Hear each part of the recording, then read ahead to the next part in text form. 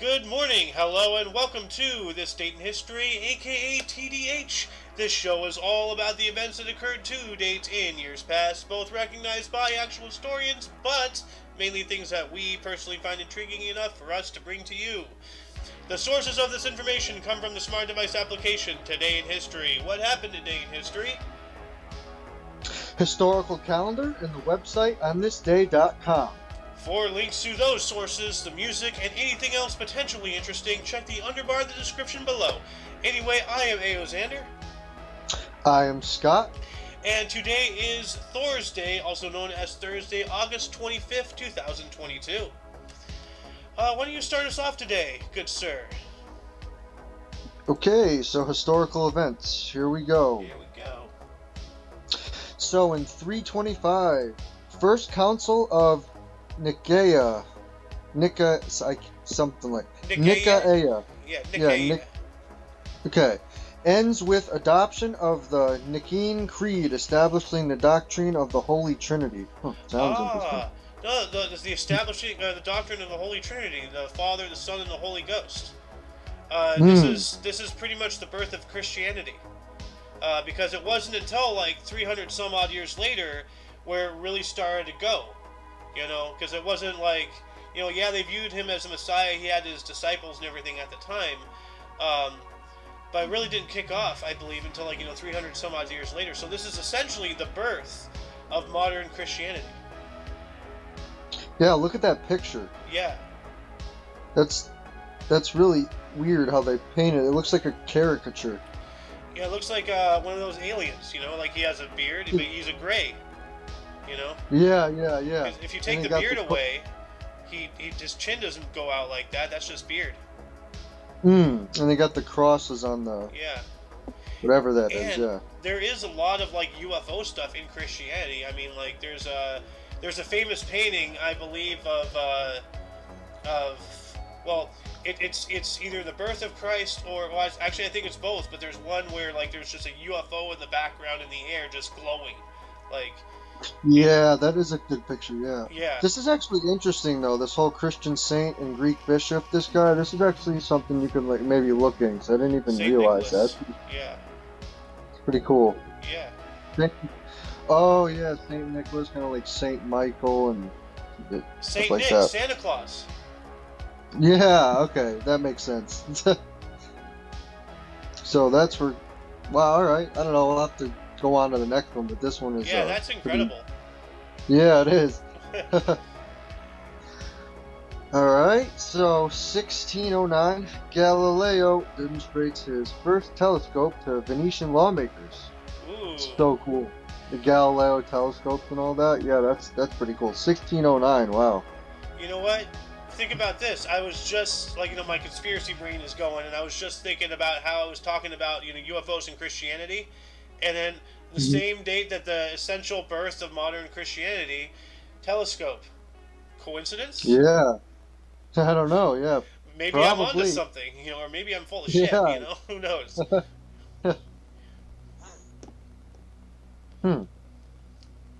Something else to look into. Alright, so 1698, Tsar Peter the Great returns to Moscow after a trip through Western Europe. Cool. Yeah. Peter the Great. Peter the Great. Yeah. I'm just expecting FBI agents to come crashing through my windows behind me because oh god, he knows. Get him. 1768. FBI, open up. 1768, Captain James Cook departed from Plymouth, England on his first voyage aboard the Endeavour, bound for the Pacific Ocean. That was way before the Panama Canal. So he was going to have to go around the Cape of Good Hope in southern South America, pretty much skirting Antarctica. That's the only way to get to the Pacific at that time, because I don't think the Northwest Passage really has been fully driven through at that time either. Yeah, so they got James Cook and then Joseph Banks, and apparently James Cook was the explorer, and Joseph Banks was a botanist and explorer, so he did stuff with plants. Yeah, maybe he accompanied him, Yeah. Well, that would make sense because you'd want to, like, categorize potentially new species of plants because you're going out and exploring. So. Yeah, that would be really cool. Yeah. Especially back then in 1768. Imagine being a botanist and trying to figure Yeah. out what plants are like poisonous or stuff you can actually use or. Yeah. Yeah. Well, like you meant like, that brings up the story. Who was the first person to see a chicken lay an egg and be like, "I'm gonna eat that"? Yeah. That is a good question. I don't know how. I don't know. It's like, who thought about that? It's like, oh well, let's crack this open and, like, I don't know, because there's a lot of eggs I suppose you could eat, but who figured out you can cook them and actually eat them? Yeah. And maybe they ate them raw. I don't know. Yeah, gross. Well, maybe they did because, the old workout regimen stuff diet. You crack open a dozen eggs and just drink it out of a glass. Oh yeah. Yeah. It might not be the healthiest thing, but yeah, people used to do that quite a bit. Yeah. Anyway, moving on up into 1802, Toussaint Louverture was imprisoned in Fort de Joncs, Jura, France. Well, yeah, with a hat like that, I mean, I don't see why he wouldn't be in prison. I mean, look at that. And with the epaulets, like, he's like, I am the bigger Napoleon. I don't know. Yeah, exactly. Jesus. In 1835, New York Sun published moon hoax story about John Herschel. Huh. Moon hoax story. John Herschel moon hoax story. Yeah, I don't know. You want to look that up, but. John Herschel. The great moon hoax was simply a sign of its time. What was the hoax about? Let's see here. Pulling up the wiki. The Great Moon Hoax was a series of 6 articles published in The Sun, a New York newspaper, beginning on August 25th, 1835, about the supposed discovery of life and even civilization on the moon. The discoveries were falsely attributed to Sir John Herschel, one of the best-known astronomers at that time. Wow. Wow, that must have been big back then. Yeah, and they have, like, the Mooninites are depicted to be these furry humanoids with bat wings from their arms to their outer legs. That's weird. I'm gonna add this to the underbar. And I'm sorry I cut you off earlier. What were you gonna say? No, I was just talking about this. I thought that's hilarious. They had like humanoid bat wings. Yeah.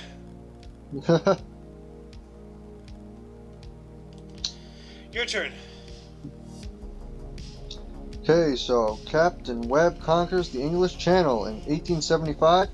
Captain Matthew Webb makes the first observed and unassisted swim across the English Channel in 21 hours and 45 minutes. Holy moly. Wow. That is endurance. Yeah, what a feat that is. I mean, that's an entire... He did that in 21 hours of just unassisted swimming. Oh my, I'll have to look that one up too. That's crazy. That's insane, dude. I guess that's why he's a captain. So, yeah. Well, just because of something, not everybody can do that. If you're a captain, everyone's going to be looking up to you, and I'd be looking up to him if he could do that. Yeah, well, if you're a seafarer, then you gotta know how to swim, and that proves that you can do it. Yeah. The English Channel, wow. Yeah. Who is there timing that the whole entire 21 hours? Damn. Unless he did it, but... Well, I guess they mark, where the time you started, and then when you land, they mark, you're not there with a stopwatch, True, yeah. It's like, yeah, you compile the information, do math, and then, oh, that's the time. What happened in 1892? So, in 1892, British naval officer David Beatty is promoted to lieutenant. Cool. Working his way up the ranks. Oh, here's this guy who looks like, I don't remember, like Laurel or Hardy, but he's a boxer. The 1904 champion James J. Jeffries scores a second-round technical knockout win over Jack Monroe in San Francisco. Jeffries retires after his 7th heavyweight boxing title defense. Nice. So he was pretty good back then. Yeah. And I believe you have one more here. Ooh, perfect. 1924, MLB Washington Senator Walter Johnson, second no-hitter, beats Browns 2-0 in seventh inning. Wait, seventh inning. It's usually 9 innings, but I guess it was different back in 1924. Yeah, I don't think they had regulated innings back then, because... Doesn't look like it. Yeah.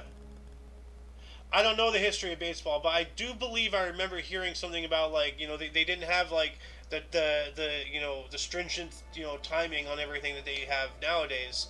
And back then, like, you know, like, same as with boxing, they used to just keep going, you know? Like... Yeah. So, like, you know, a lot of things have changed. So. Definitely. In 1929, Graf Zeppelin passed over San Francisco for Los Angeles after trans-Pacific voyage. Well, that's cool. So it went from the east, or I guess it started in Berlin and went all like halfway around the world. I don't know. I wonder why they added in the Hindenburg. Yeah, they keep explosion. Yeah, it's, I guess because again, it's the most famous Zeppelin because of, you know, the disaster. Yep. And like 1929, I don't know like if there would be any pictures of Graf Zeppelin. Hold on, Graf Zeppelin, 1929. Let's see here, images. Well, this would be good because this is exactly what happened. Like this looks like, yeah. So it looks like they started. Yeah, they went all the way around the world. They started. Wow. They started here, then they went all the way up over here through Russia and everything.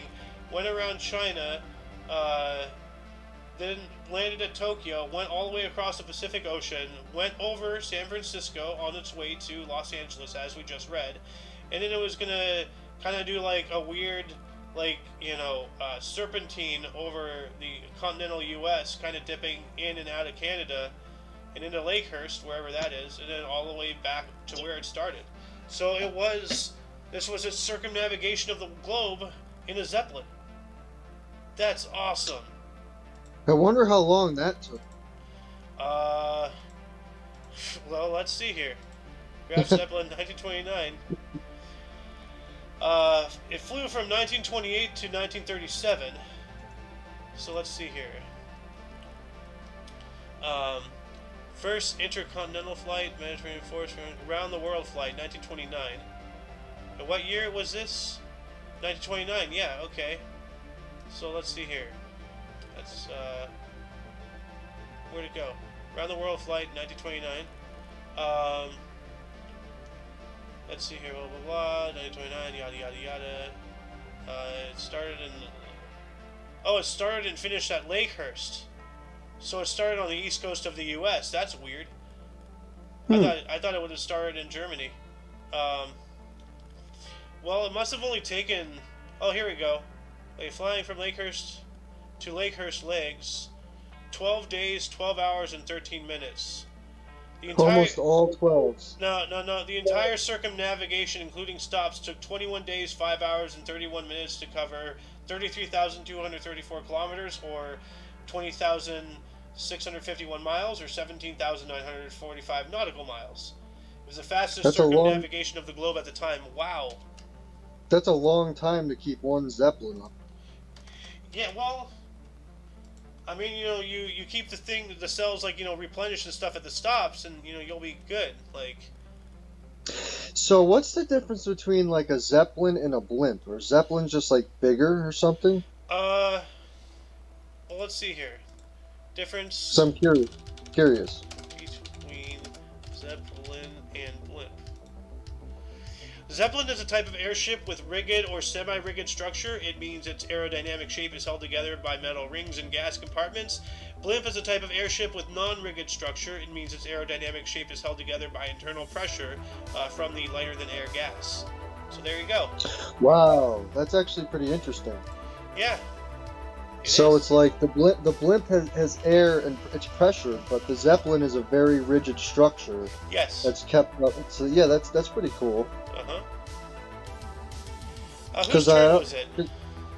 that's a little bit before our time because they don't fly Zeppelins anymore. So it's like that'd be Well, interesting to actually see one. well, the reason why the Hindenburg went up is because it was filled with hydrogen, not helium, or it was filled with helium, not hydrogen. It was filled with one and not the other, because one is actually non-flammable, but the U.S.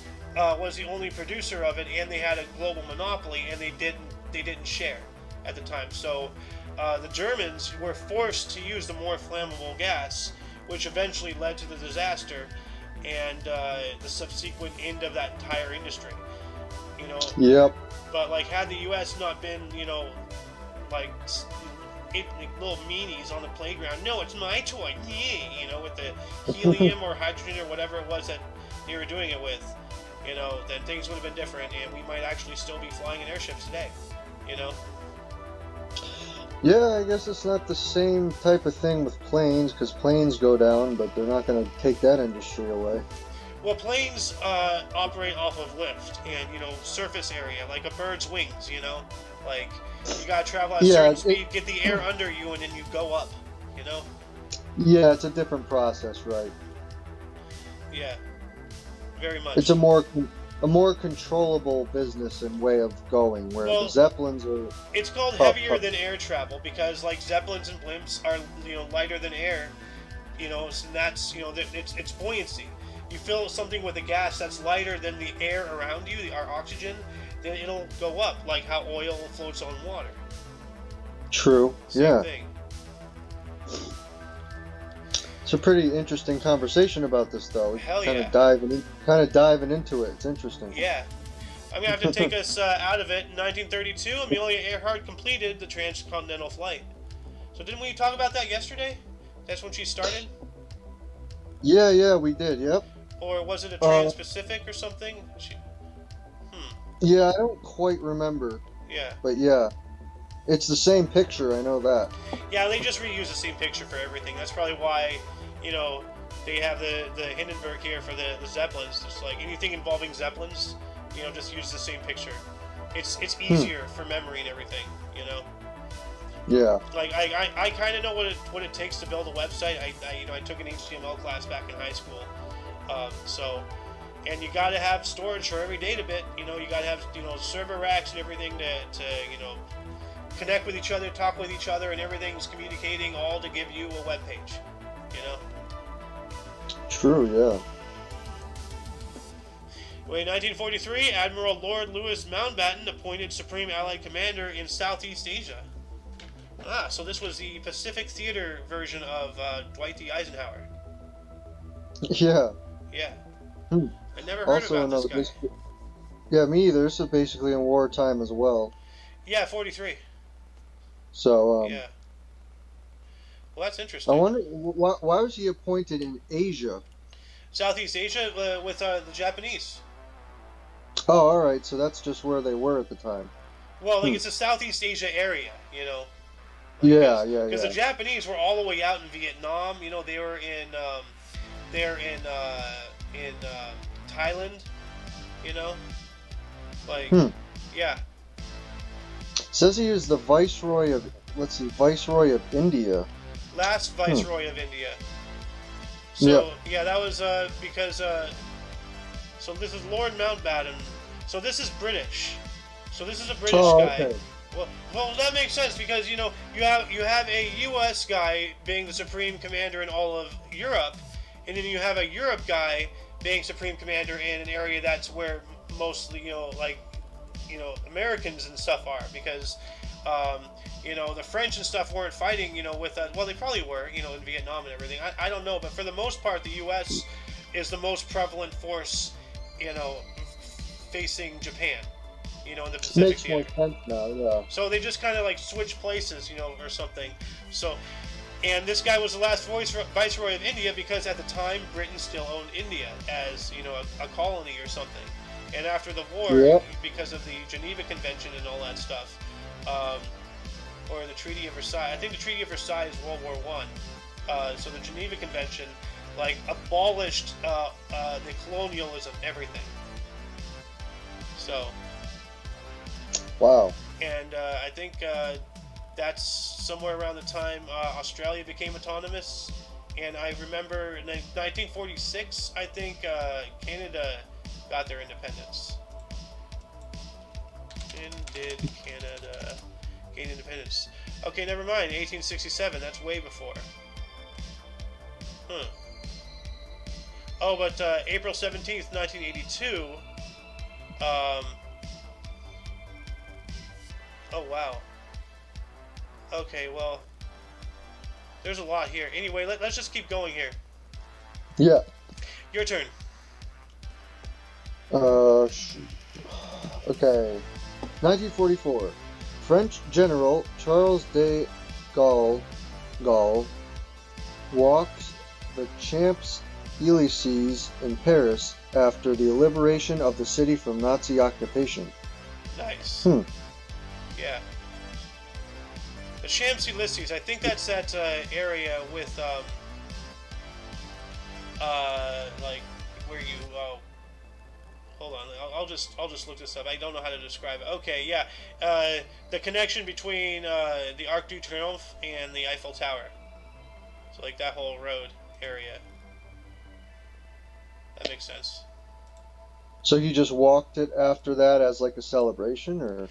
Yeah, well, like Charles de Gaulle was the president of France, and he and everybody else got ousted by the Germans, during World War II, and so he kept running the French government in exile, located in the United Kingdom, and called for, the free French people, to rise up in rebellion against the Nazi occupiers, and he was like the spearhead of that whole movement.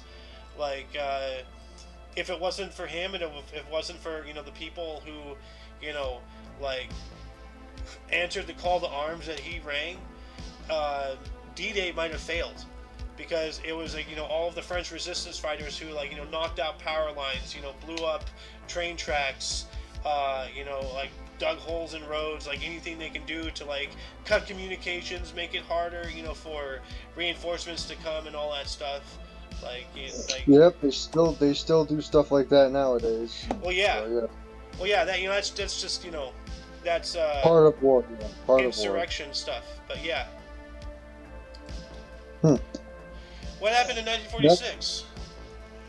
Okay, so 1946 PGA Championship Men's Golf. Portland Golf Club Ben Hogan beats Ed Oliver 6-4 for first of his 9 major titles.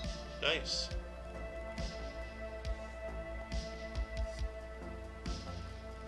And then in 1948, Bradman scores 150 in 212 minutes in his last innings at Lord's. Cricket. I guess this wasn't in the Oval. The Oval.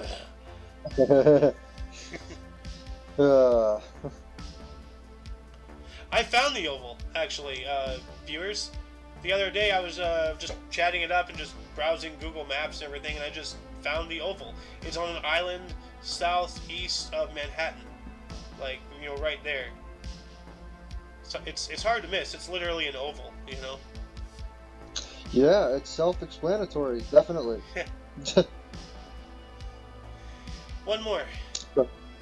1950, Rashomon, Japanese film directed by Akira Kurosawa, starring Toshiro Mifune and Makiko Kyo, is released.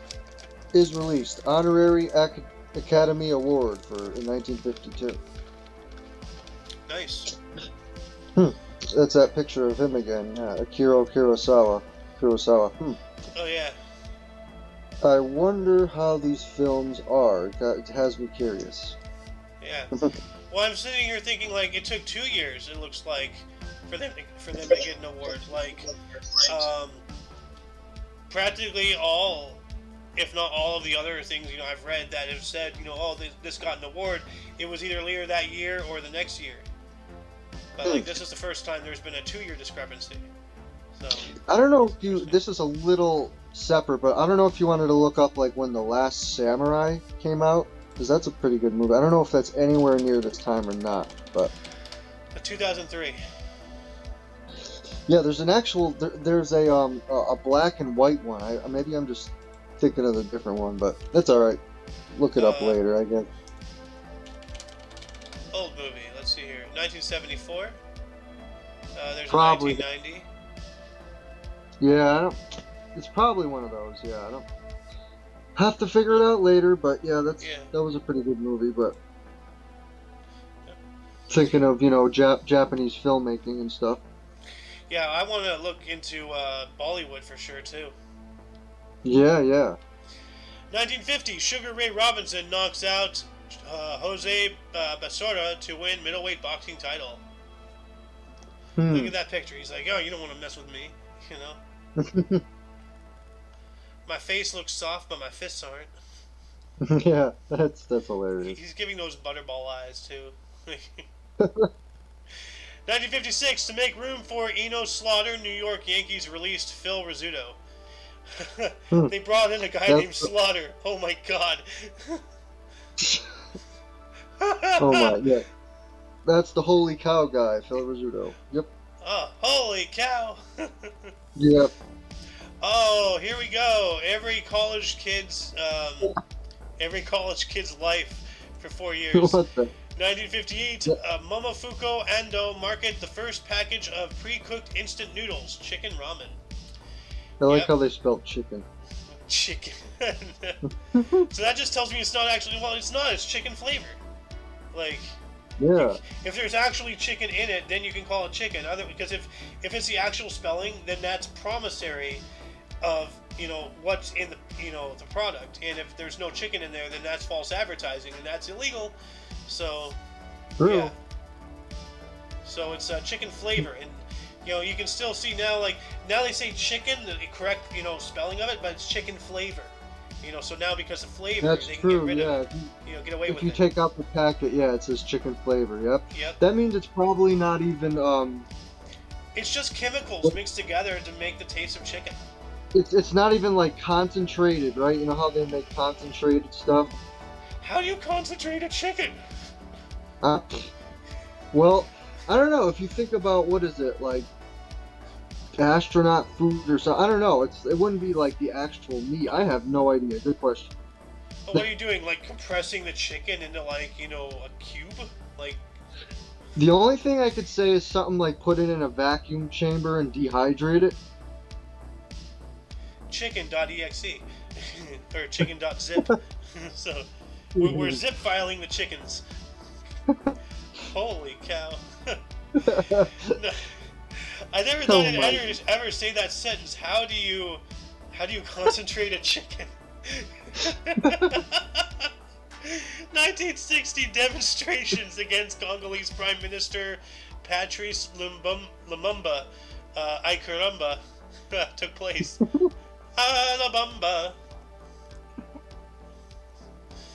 I think it's your turn. Yeah, and plus, I don't know, I'm thinking that, it's like, how do they, if it's not real chicken, how do they put together ingredients like, yep, this is chicken? You can look at the chemical compounds of the actual, flesh and the meat and everything, and you can artificially replicate the flavor by, finding, other chemicals, or things that are akin, and then just, compressing them together, and then it's, the same outcome. It's not actual chicken, it's synthesized. This is how they're making all these synthesized meats. Like, if you take hydrogen and oxygen together, you make water. Same thing. True. So. Maybe they should start doing that in California, then. They already are. Like, now they're putting bugs in all the plant-based shit. Yeah. Like, they're putting crushed up, like, there's actually now cricket burgers. Like, you can buy cricket burgers, which is crickets that have just been crushed and mushed together into a paste, and then make it into a patty. There you go. Great. Where are we in? Ethiopia? Come on. I don't want crickets stuck in my teeth. Yeah, no, and plus, that stuff is actually medically not good for you. It's indigestible.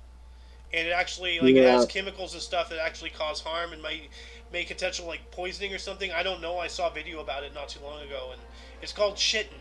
Like, chitin. Chitin. Hmm. Like, and I remember, like, from my old WoW days and everything, like, you get, like, like, you kill the encourage things, all the bug enemies and everything, and they drop their carapaces, their shells, their chittens, Yeah. like, and that's what Yep. we're eating. We're eating shells, you know? Shitting makes you hard for shitting. Yeah. Hmm. Anyway, Well, what else as a happened? joke. As a joke, because you said they're indigestible, of course. It's Yeah, called shitting. yeah. Shitting. And you think corn and poo is a sight? Oh, No, I have no idea. Probably going down a apparently. rabbit hole here. Yeah. Moving on, 1963. Paul McCartney is fined 31 pounds and given a 1-year suspended license for speeding. Man, this guy just can't stop, getting in trouble, can he? Doesn't look like it. Seems like every Oh, of week. course, it's like we talk about that, and it's just the musician and Beatle. Yeah, the After musician we and talk Beatle. about Oh bugs, God. we're Oh talking no. about bugs. Soylent Green is people. It's made of beetles. It's people. 1-year suspended license for speeding. I guess he didn't do the safety course, Yeah. which will get you out of that. But who knows? That's in the 60s. Yeah. What else happened? 1963 for speeding. I wondered, cars didn't even go that fast back then. They must have had a low speed limit. But, okay. Cars could go up to 150 miles per hour back then. It's true. Maybe he had one of them. I don't know, but He was Paul McCartney. He's a rock star, true. literally. So. Yeah. 1967. The Beatles go to Wales to study transcendental meditation with Maharishi Mahesh Yogi. Ah. So he's the guy Sounds who's like, good. Yeah, I remember they went to Wales, so I thought they went to India, but I guess not. Huh. Transcendental meditation. So that's like freeing your mind, and that's definitely time of the 60s and 70s there. Let's Even though see. people do it now, but that's like freeing your mind type meditation, like. Yeah, transcendental meditation is a form of silent mantra meditation advocated by the transcendental meditation movements. Maharishi Mahesh Yogi created the technique in India in the mid-50s. Link to the wiki will be in the description. So by then, in 67, he'd probably really gotten popular with it. Yes.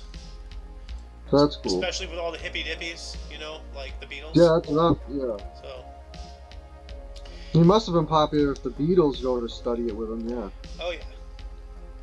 Well, like there's scenes, like there's a scene in Inspector Gadget, the live action movie, where he's like meditating, like trying to learn, how to use his robot body, with a guy who's like obviously looks like this guru here, and then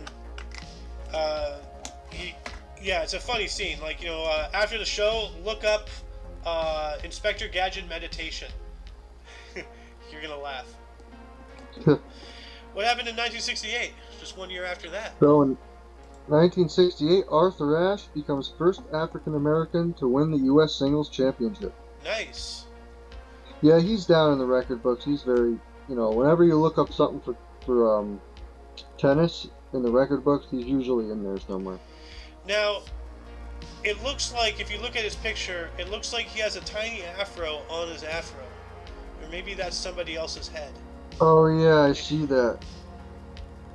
Like, how about that? Yeah. 1970, Elton John's first U.S. appearance in Troubadour, West Hollywood, Los Angeles, California. Of course, West Hollywood. I'm not saying anything, but I mean, just look at him. He looks fabulous. I'm gonna get so much hate for that, I swear. 1975, Columbia Records released Bruce Springsteen's landmark third album, Born to Run. I think it's just the glasses, like, for Elton John in that picture. Like, he could stand in the middle of the road, you could see him a mile away. Yeah. Like, well, that brooch is loud, too. Oh, yeah. But nice. Those glasses, that's a shade of pink I didn't know existed. That's like, they call it hot pink, that's like sun pink. That's flaming pink. God, Yeah.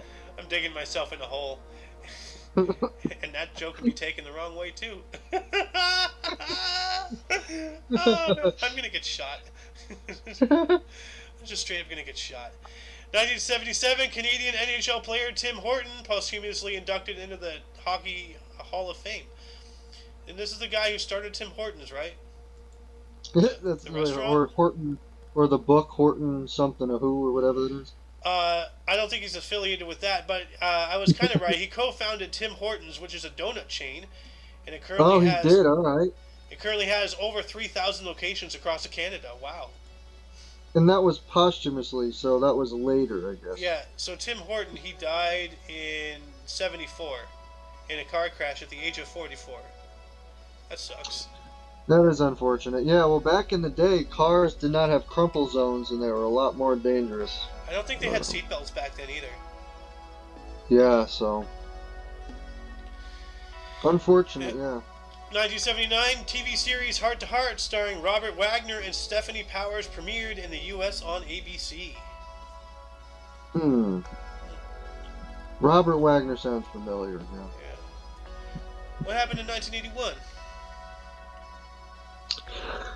Voyager 2 spacecraft in 1981. Voyager 2's closest approach to Saturn, 63,000 miles out of 100,000 kilometers.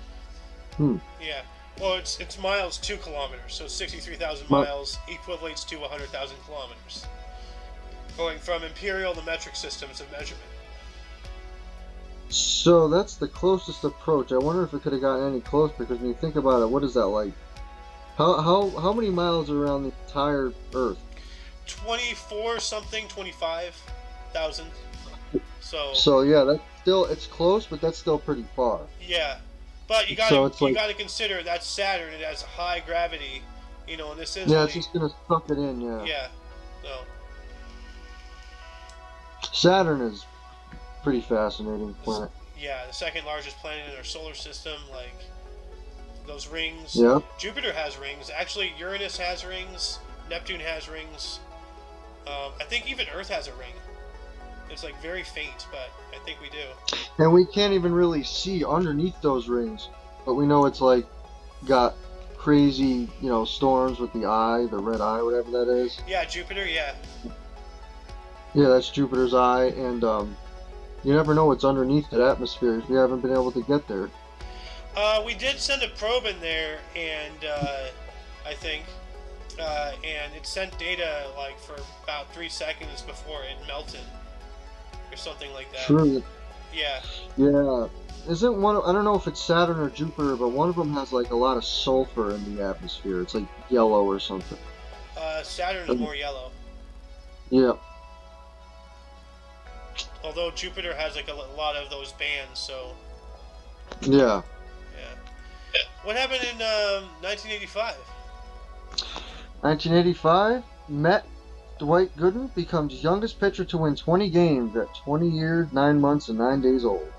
Dang, why he looks so angry though? Like, bro, stop being mad. That or a little like spaced out, yeah.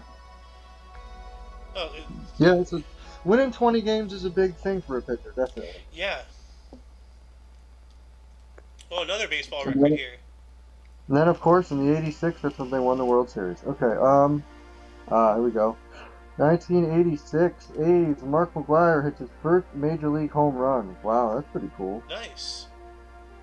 Of course, he would go on to hit many, many more. Yep. And then, like, become a space marine. Like, just get all beefy. Yeah, that picture. Yeah. He's a hitting coach there. That's like way later. Is that hat San Diego? Yeah, that's the Padres. Oh, okay. Not many people, I don't know if they know about, the steroid thing after, but he had to testify in front of Congress on television, which was, I watched that on, they have that online, and that's like, they have, I think, like 5 or 6 players that all had to test in Congress about their steroid use and all the allegations. And he was the front runner of it all. Yeah, they used him because, but that's what he's known more for after his baseball career. But, he was, A great hitter. They saved baseball basically in 1998 and got it really popular with the home run race. Yep. Like, I even know the name, and as you know, like I've said this before, like, I don't know much about sports, but if I know a name, then there's a reason, you know? Like, it's gotten famous enough to get to me, you know? Yep, true. What happened in 87? 1987, Madonna sings in Rotterdam. Alright. In Pretty, 1991, Carl Lewis ran 100 meters in 9.86 seconds. See, this guy's happy about his accomplishments, you know? Why can't that other baseball player, you know, like, be smiling like this dude, you know? Carl Lewis. In 1991, Linux was born when Linus Torvalds sent off an email announcing his project to create a new computer operating system. Good, good. And Linux is becoming like more and more user-friendly and everything, and man, I'd love to switch to that. Get off of this, you know, it's kind of strange. In politics and in computing, we have a bipartisan system. You're either Republican or, you know, Democrat. You're either Apple or, you know, Mac. Or Apple or Windows. Wow, I'm stupid. But Linux, you know, a good third party. So. Yeah, I've seen some of it, but I haven't experienced trying it myself. In 1997, Welsh rock band Stereophonics released their debut studio album, Word Gets Around. Huh. Stereophonics, I don't believe I've heard of them. Yeah, me either. That's Stereophonics. That's probably two words or something they put together, like stereo and something phonics. Yeah. Well, phonics is like, you know, like talking and stuff, so they're talking in stereo. Yep.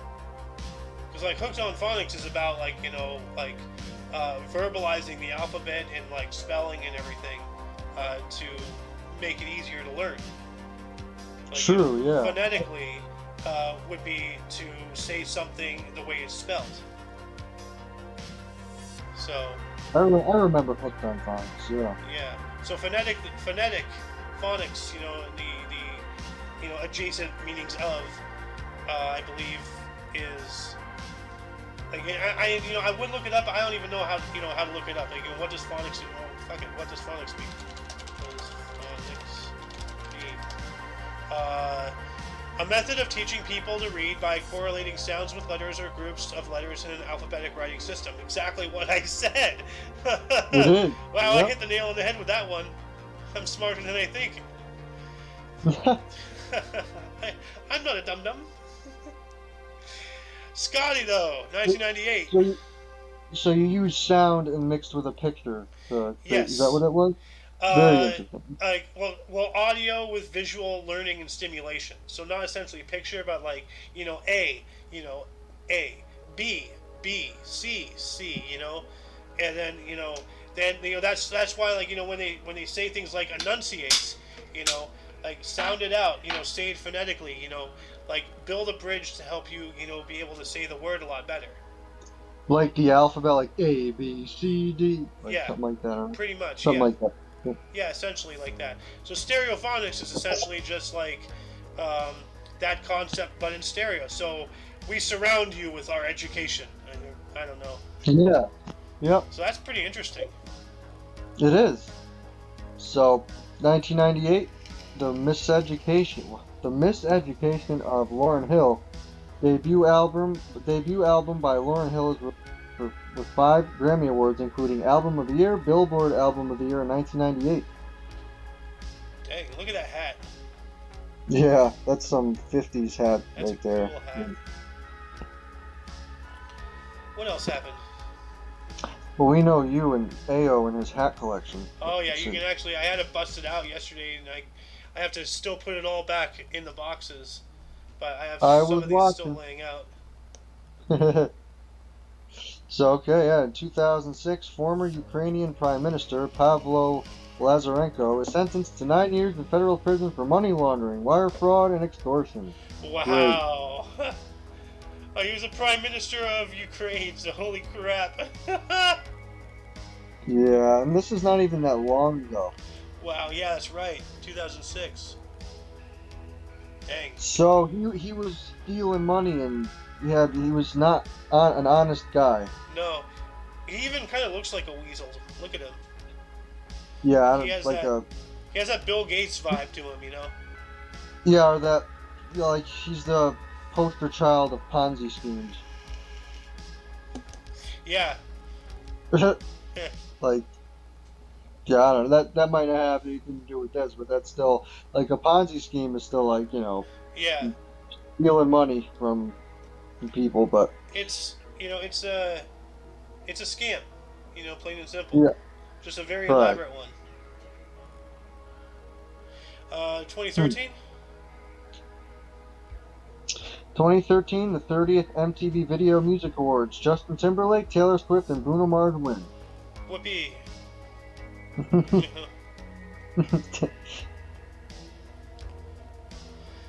Also in 2013, Canadian Open Women's Golf. Royal Mayfair Golf Club. New Zealand amateur Lydia Ko successfully defends her title by 5 shots from Karen Icker. Karen Icker. Karen Icker. Karen Icker. Karen Icker. It's like one word, yeah. Like Barack Obama. 2014 66 Primetime Emmy Awards was hosted by Seth Meyers, broadcasted on NBC. Alright. 3 years later, in 2017, President Donald Trump granted presidential pardon to Joe Arpaio, who had been convicted of contempt of court for racial profiling. Oh, I bet that didn't play out well. Like, oh, look at him, he's bailing out racists. Yep. Yeah. Did not go well. Yep. 2020, the World Health Organization announced that Africa had eradicated polio, defined as 4 years since last case. All right, go Africa. And then isn't that like polio kind of coming back now? I think maybe like didn't we read something about 2022 polio coming back? Yeah, I heard that. 2021, but this was during the whole pandemic. 2020 is when it all starts. So maybe maybe they needed to announce that it was eradicated, so that way they can just shift more numbers to the COVID cases to more further validate that agenda. Yeah, it says it's defined as 4 years since last case, so maybe they have to make that like 5 or 6 years. Because it says like they'll call it eradicated if there hasn't been a case in 4 years. And how do you know that you haven't found at least one person who hasn't, been diagnosed that you found? But you I don't know. Test that's everybody. Yeah, that's just in their regular records, I guess. Yeah. And I'm gonna take this last one here. 2021, Benny Anderson and Bjorn Uvala's musical Mamma Mia, Here We Go Again, featuring the songs of ABBA, reopened at the Novelo Theatre in London's West End after COVID-19 interruptions stopped performances in March of 2020. Okay, so it's a restart. So this was this time last year. So, yep. Yeah, Mamma Mia's exactly 1 year ago. Yep. Anyway, before we move into bursts and deaths, were there any articles that grabbed your attention more than most? Well, the first couple ones we talked about the Holy Trinity. That was interesting. Yeah, the first thing in 325, the birth of Christianity, I believe, the modern right. Yeah. And then we went down. We talked a lot about the Zeppelins versus the blimps, and then the circumnavigation. How long it took, like 21 days, whatever it was. Also, the first telescope, Galileo, coinciding with the whole Christianity thing, at the beginning of the show. Yep, definitely. So those were good. Also, I guess I don't know that one guy, Captain Matthew Webb, who swam the whole English Channel.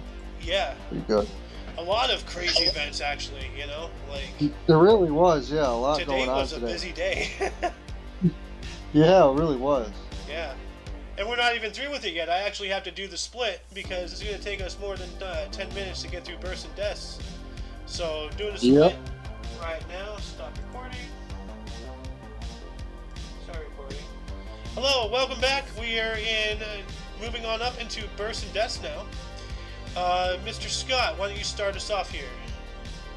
Alrighty. So 1530. Ivan the Fourth, or Ivan the Terrible, or Ivan the Terrible. Ivan. Yeah, Ivan the Terrible. First Tsar of Russia from 1533 to 1584. Born in Kolomenskoye, Russia, and died in 1584. Oh yeah, no, this isn't the guy who did the Impale. That's the Impaler Vlad the guy. But this guy, Yeah. this guy was really bad too. I mean, look at that face. Yeah, But, he looks terrible. Mhm. But yeah, like, people have titles based off of what, people call him for. Like, Vlad the Impaler, he impaled people. Ivan the Terrible, he was awful. Alexander the Great, he was a good guy, Like, who else was born on this yeah, date? we have, as we go down quite a ways. Good luck with that name, man. Here we go. It looks like, yeah, it's Vietnamese. So 1911, Vo Nguyen Giap, Vietnamese General Dien Bien Phu of Vietnam War and politician, born in Le Thuy District, Vietnam. He died in 2013. I have never seen an E with such a marking before. That is, how do you, what? Like, there's a little thing under it. Like, how the... That's Me weird. either. Yeah. Like, let me look that up, actually. Like, here. E. I just get a bunch of E. Well, it exists. So, I don't know what it, huh. Yeah, oh, with like the triangle over it, the like up Yeah. arrow. The little thing, and then there's a dot underneath it. Yeah. Apparently there's well, I wonder if there's an alt key code for this, because that's weird. If you want, you could try to type in how to pronounce Le Thuy District or how whatever, but It is not in the alt key code. How to pronounce E. Le pronunciation. How to pronounce le. So maybe it's le. I don't know. Anyway. weird. Yeah, I've never seen that before. Huh. 1918, Leonard Bernstein was born on this date. He was a U.S. Grammy, Emmy, and Tony Award-winning conductor. New York Philharmonic, 1958 through 69. Israel Philharmonic, London Symphony, and composer. West Side Story, Chichester Psalms, born in Lawrence, Massachusetts, dying in 1990. That is one hell of a resume. Oh yeah, West Side Story is a good one. Yeah. He was in the New York Philharmonic, the London Symphony, and the Israel Philharmonic. Like, that's big shit, Yeah, conductor and composer. So yeah, he very popular, very good at his job. Grammy, Emmy, and Tony. Like, that's. I think there's a word for that or something, like a triple music winner or something. I don't know. It's like not a lot of people have all three. So. In 1919, we have George Wallace, was a U.S. politician, a governor, Democrat, Alaska, I think, and a presidential candidate, born in Clio, Alabama, dying in 1998. Alabama.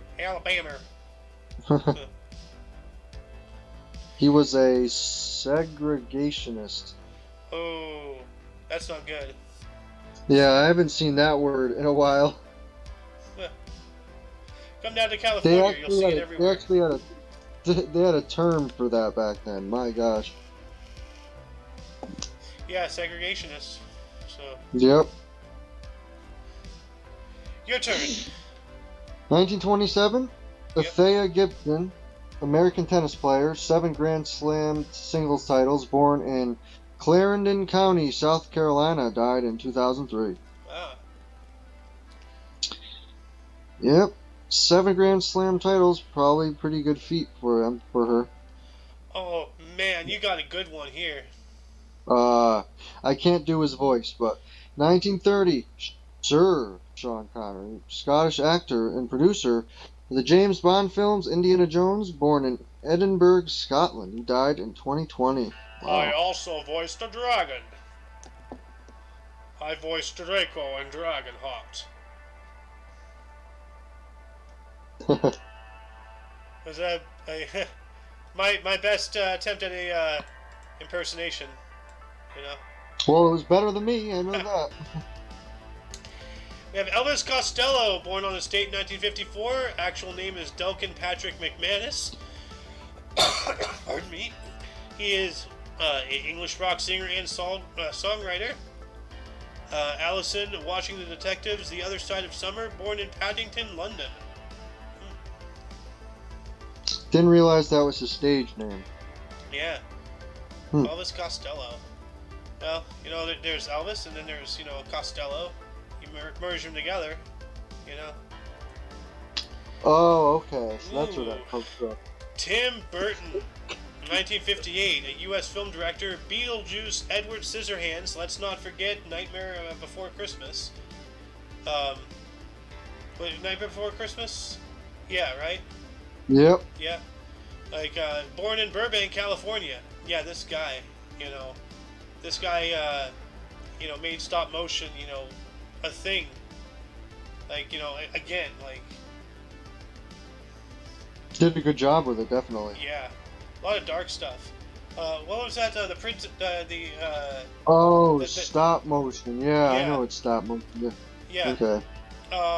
What was that? The Corpse Bride, right? I think the Corpse Bride. Yep. Yeah. That's it, yep. Yeah. We have a good one here. 1961, Billy Ray Cyrus, American country singer. Achy Breaky Heart, born in Flatwoods, Kentucky. And we know whose daughter came from him, so yeah. What? Oh, Oh, Miley Cyrus. Oh, God. Yeah. That's her father. Yeah. My achy breaky heart. I think I actually, like, I have square danced once, and I think I square danced to that. I don't know. Like, I don't remember, but like at one point I got taught how to square dance, and it was part of some school or some camp or something I was in as a kid or whatever. But yeah, I've square danced before. It's really weird. I have not. It must have been fun. It was different, so I've never done it again because it's just, I don't know, like, I might... Not your thing, yeah. Well, I don't know, I might try it again now, because, like, it was just, like, why are we learning this? Like, you know, is this going to be on a test? Like, do I have to practice this? You know, is this, like, a piano type of thing? Like, do I have to impress my parents? Like, you know, no? Then why are you teaching me this? I don't want to learn how to square dance, it's weird. Why am I dancing in a, like... I guess, wouldn't breakdancing be a form of square dancing? You know, if you're on a cardboard box, you're dancing on a square. Oh, yeah, that's a good one, yeah. I see where you're going with that. Yeah. And you do it dressed as a cowboy, so you'd be ranch dressing, put you on a salad? I don't know. Hidden Valley. Hidden Valley. 1969, we have Catriona Matthews, Scottish golfer, British Open of 2009, born in Edinburgh, Scotland. Golf. Yeah, I don't know much about golf, but... I don't either. So, it's tough when those come up. Yeah. Well, golf, the actual, like, the whole thing about golf is weird. Like, you know, like, and a comedian really brought this to my attention. It's a sport with it's the tiniest ball in all of sports, and it's the largest ground in all of sports. Like, why? And you hit it away from you, and you chase after it. Like, the whole concept of golf is just mind-boggling when you think about it, you know? Yeah, it is, really. I had a lot of scenarios running through my head when you said that. Yeah. Like, oh, dang, that's true. What happened? Who was born on 1970 on this date? 1970, Claudia Schiffer, a German supermodel with over 1,000 magazine covers, an Elle, Vogue, and Rolling Stone, fashion designer, and UNICEF Goodwill ambassador, born in Rheinberg, West Germany. Man, that's a lot of pictures. 1,000 magazines. That makes you wonder, like, guess you were popular. Who's on the most magazines? Who has been on the most magazine covers? Oh, well, they have different things. I just want to know, like, you know, in general, but I guess we're not going to find that out. Wait, moving on up 2, well, that's the end of bursts. Moving on into deaths. Starting us off in 383, we have Gratian Flavius Gratanius was an emperor of Rome from 375 to 383, murdered at the age of 25. Ooh, damn. They really hated this guy. Murdered at 25. Wow, what a name. Flavius Gratanius. Yeah. Gratianus, whatever, yeah. Emperor of Rome. Flavius, it reminds me of flatulence, you know? Like, and Gratanius, like, was this guy like a big, fat, farty guy? Like, he was an emperor, you know, they were overweight, you know, and all that stuff. But then we have... He didn't live too long, though. Yeah.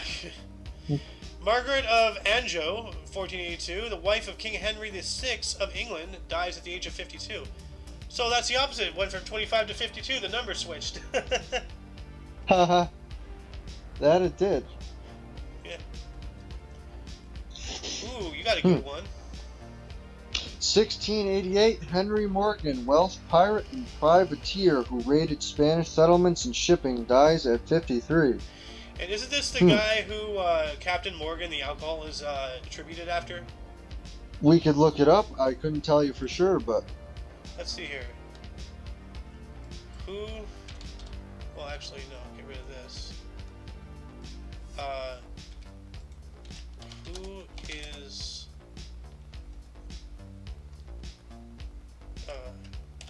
Captain Morgan named after? I don't know how to say it correctly.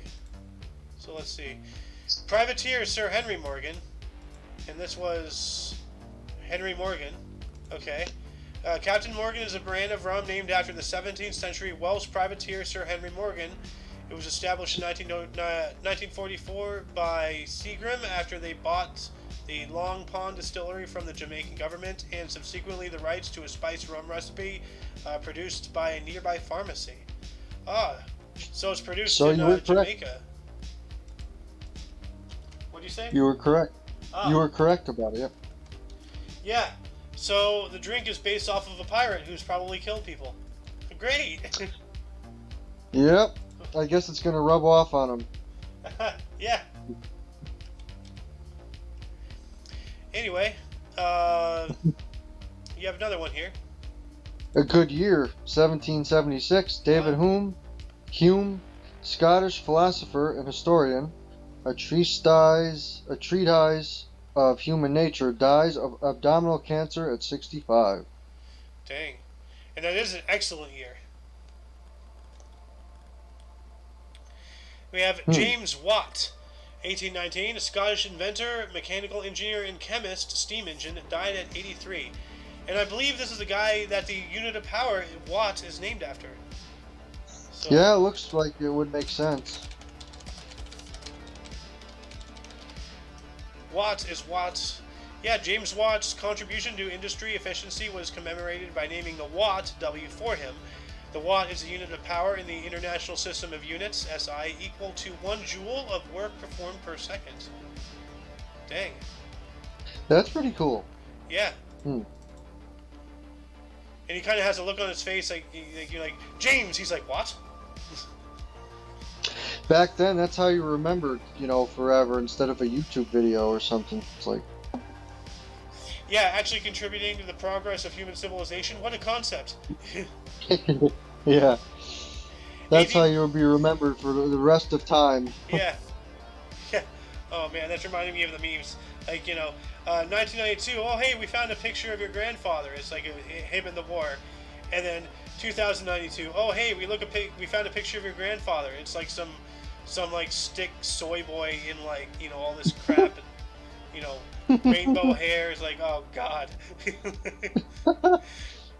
If we as a species survive until then, people are like our great-grandchildren and beyond, they're going to look back at these times and just laugh at how outrageously, incomprehensibly idiotic these times are. They're just ridiculous. Like, God, and they're going to look, you'll be watching these videos. Hello from the past, how you doing? Things are hell right now. I hope, yeah, look, we're doing the show here, and they'll be like, hey, we're actually looking on this day, and we're remembering people, and they'll be like, whoa, remember them from hundreds of years ago. Hey, they talked about them. Actually, they actually looked at something important. Yeah, yeah. 1822, William Herschel died on this date. He was a German-British astronomer. He discovered Uranus. Died at 83. Wow, he discovered Uranus? Dang, dude. What are you doing? What are you doing letting random ass, British astronomers around, your ear in? Psychopath. Oh my god. Discovered Uranus. Uranus. Yeah. Which now just sounds like pee. Uranus. Great. So we went from poo to pee. Same area, different hole. Let's move on. 1867. Who died on this date, Scott? 1867, Michael Faraday, English scientist, discovered electromagnetic induction, invented first electric motor, dies at 75. Wow, that was a good one. So it went from talking about electricity, and steam engines to, Uranus to more electricity. So yeah. One of these things is not like the other. Yeah, I think I know which one, but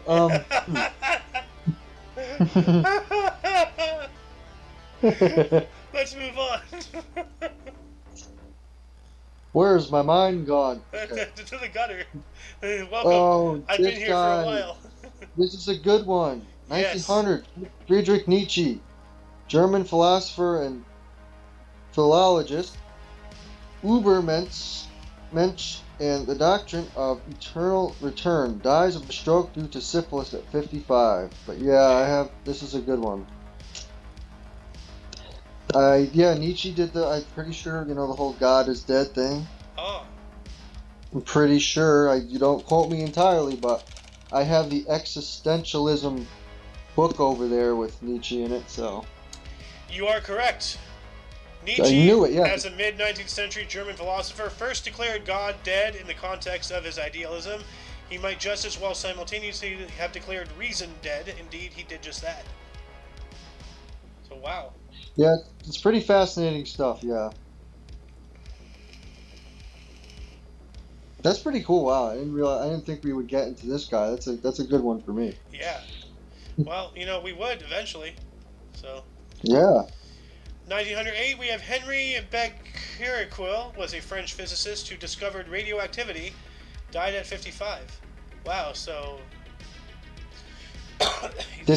How could he discover radioactivity without getting, killed by it? He probably. See, he was born in 1852. And then died in 1900. He was 55. He discovered radioactivity. That's the only thing it says here. I don't know. Maybe he did get some radiation sickness, but It's a pretty good discovery. I mean, I wonder how, it's like, well, it's glowing or something. I don't know. I discovered it. Well, no, discovering, it's not essentially that it's glowing. It's not like, like, it's, remind me after the show, I gotta show you a scene about the Demon Core. Because radioactivity... He's a physicist, so he must have did some type of experiment too. Yeah, well, it's conducted like microwave radiation is a form of radioactivity, radiation. True. Like the sun, radiates. Radiation is from the process of radiating. Sometimes it's seen, sometimes it's not. It's all in the electromagnetic frequencies and whatnot, I believe. So. And yeah, you can't get cancer from too much sunlight, you can get cancer from any form of radiation. Don't stand in front of an X-ray. That's why they put the lead vest on you to protect your organs from getting beamed, even though they're beaming directly into your head. And they're not giving me a lead helmet, so what's going on with my brain? Yeah. Maybe that's how That's how they get you to come back, because you're always never flossing. You know, what if the X-rays mind control to make you not floss, to make you dependent on dentists? You know, Wow. that coincides with the theory that if dentists recommend toothpaste, and what puts bread on their table is your business, why would they recommend something that would go against that business? Now I look at the word too. It's like radioactivity. Does that have Yeah. anything to do with like radio waves? It's like, well, if I Yes. send you a text across the country, does it have to do with radioactivity? No. Radioactivity is the emission of ionizing radiation or particles caused by the spontaneous disintegration of atomic nuclei. So never mind, this is something else. Right. Radioactive substances or the radiation emitted by these. So They just put radio into it. It's interesting how Yeah. it's just the play on words there, like radio. yeah. Yeah, well, radar stands for radio detection and ranging. So And it's also spelled the same front and back. yeah, it is a Palindrome? palindrome. Yeah. Yeah. I don't know, sorry that was random, but yeah, I don't know. Well, Just race think car is a about palindrome, and so is Taco Cat. that. Yeah. Palindrome is not a palindrome, though. No, it's not. Yeah. So yeah, 1960s. the radar is though, like you said, has to do with that. That was cool though, knowing that. Yeah, it is sending waves of energy, Hmm. So, because that's what the stealth stuff is. Like, you see like stealth bombers, they have like those flat surfaces. They don't have any right angles. They don't have anything for the radar thing to really bounce off of. Because radar is just like sonar. Sonar is more physical because it goes through the thickness of the water. Radar goes through the thinness of the air. So it bounces off a stealth plane, and it reads back a very small, if any, feedback. So you can have like this enormous bomber, and it comes back. It's like, oh hey, a pigeon. Yeah, it's like its own type of X-ray technology. Well, like it deflects it. Yeah, you get the shape of it when it comes back. Yeah, like a sonar for fishing. Yeah, essentially like that.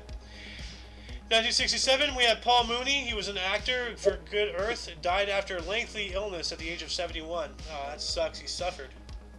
So, Yeah. yeah. And who else died today? Truman Capote, 1984, a U.S. author, Breakfast at Tiffany's and In Cold Blood, died of liver cancer at 59. That sucks. I've heard of Breakfast at Tiffany's. I've heard of Weekend at Bernie's. Was it That's Bernie's? another one? No, like there's one video, there's a whole movie, Weekend at Bernie's, I think. It's really funny.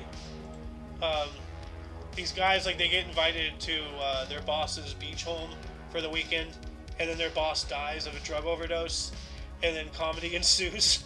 It's just like, it's gonna look, real clean slate to the cops that, two employees, just so happen to, oh, our boss is dead, like,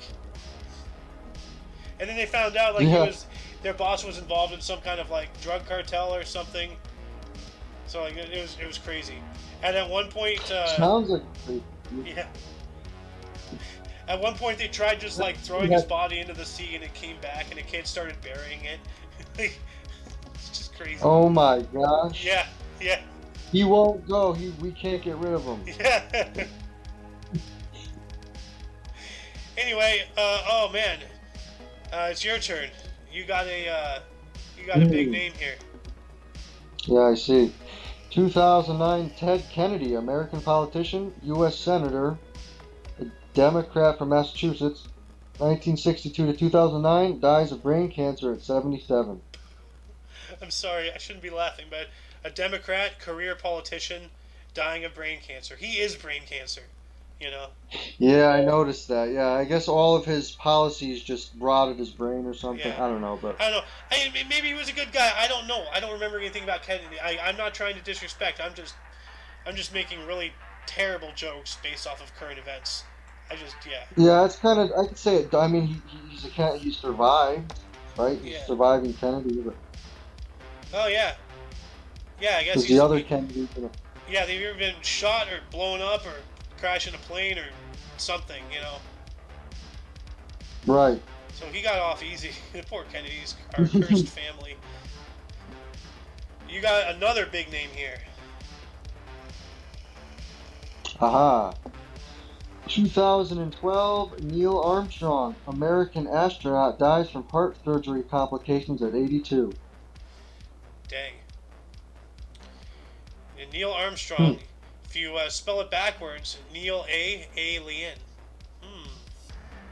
A little strange. Ha, yeah. Ooh. 2018, John McCain, a U.S. war hero and Republican politician, representative of Arizona from 1983 to 2018, and a presidential nominee of 2008, died of brain cancer at 81. Okay, that's a little strange. We have two brain What's up with the cancers brain here. cancer? Yeah, I know. What's up with What the heck is up with that? What's up with the brain cancer? Yeah. I'm a tumor. We should look up the freaking numbers for politicians getting brain cancer. Gee. How many get? Have died of brain cancer. Politicians who died of brain cancer. Oh wow. It says a very incomplete list in chronological order. So we're starting in 1922, Alexander Archibald. Then, oh my god. So, Edward W. Cahill, Edward Moore Kennedy, Robert McNair. Another Kennedy? Is this a different Kennedy? Well, Ted Kennedy died of brain cancer, and then you said... Edward Moore Kennedy, also known as Edward Ebb Kennedy, Ted Kennedy, Lion of the Senate. This is Ted Kennedy. Okay, so it's probably no relation, but...